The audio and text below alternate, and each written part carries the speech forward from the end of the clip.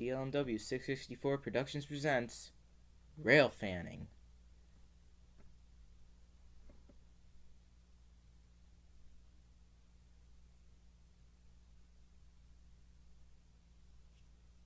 Historic railroading.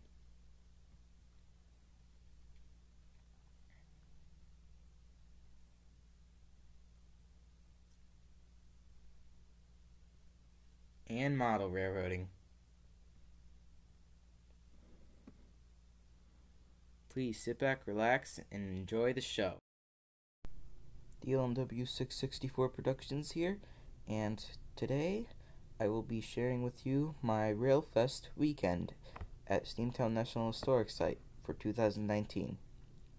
We started off with the Baldwin 26. The 26 was pulling its usual Scranton Limited excursions. Instead of the normal coach combine, it had two coaches because the combine was on another train. One thing that made these trips unique was the inclusion of 759's whistle. I've heard people call it a Reading 6 chime and 3713's whistle, but I was told by volunteers that it was 759's whistle. And if you looked in 759, there was no whistle, so that might be why. One of the other train rides they had was a caboose ride behind Delaware, Lackawanna, and Western 664. They had outside displays.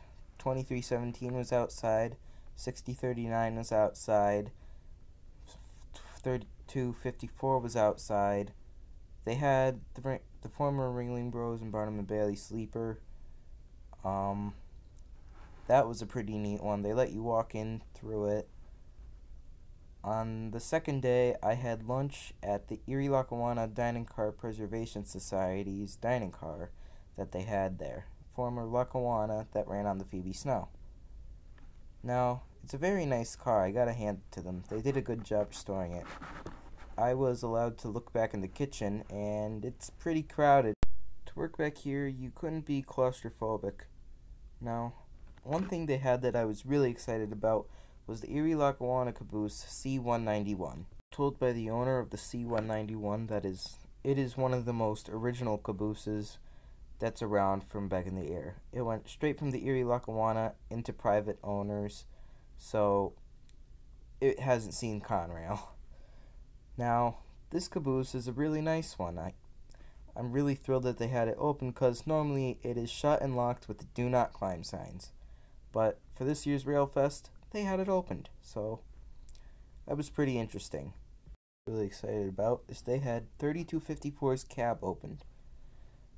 Me and this engine have a little bit of history in the fact that when I was about 4, this was one of the trains I went on, and it was for a Santa train. I have fond memories with the engine just going up and down to Moscow. It really was a trip. The engine did a good job. I still have the ornaments that they gave out from when they used to do the trips. It was really something. One thing I said I'd show in this video is the completely restored Reading 2124. Now, Steamtown did a bang-up job on this engine. It really looks great. They did a very good job restoring it to its Reading Rambles appearance. Very empty, meaning that they had pulled everything out besides the 565 and a fireless cooker, but it provided some unique photo opportunities of seldom seen parts of the roundhouse, such as what's normally sandwiched between engines, is they were letting people into 759's cab. Now, they don't normally do this. I believe they used to do this regularly and had the engine sitting outside, but since it was sitting inside, you really don't get to go in it. But they brought it out in the roundhouse and spun it on the turntable and had it outside.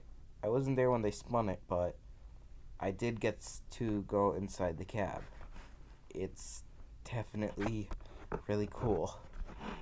Something kind of confusing is that the 759 has less controls than the 3254, which I found kind of weird because 759 is not a small engine. It's pretty big.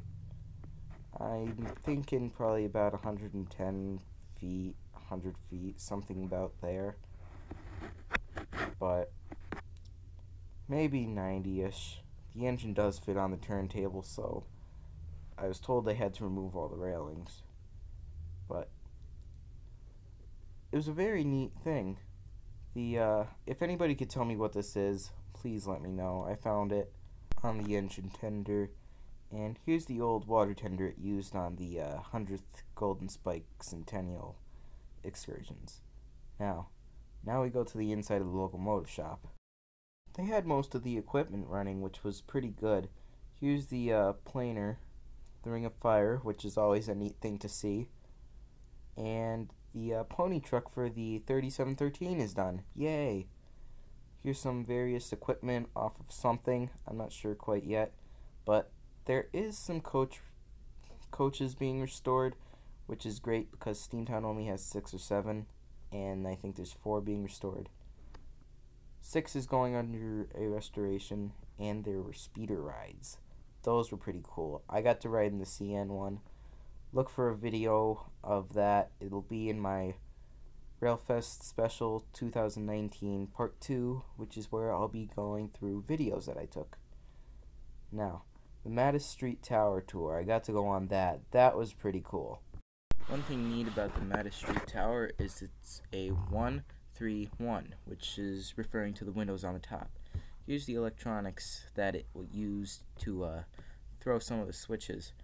Now, it wasn't an Armstrong, it was actually a electronic switch, and it could control switches in the Scranton yard.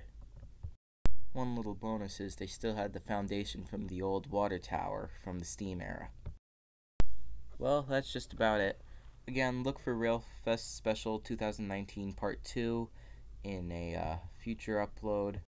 It will likely be a playlist of all the videos, but if I figure out how to make it one video, I will. Any questions or corrections, just leave them in the comments. But for now, this is DLMW 664 Productions, signing off.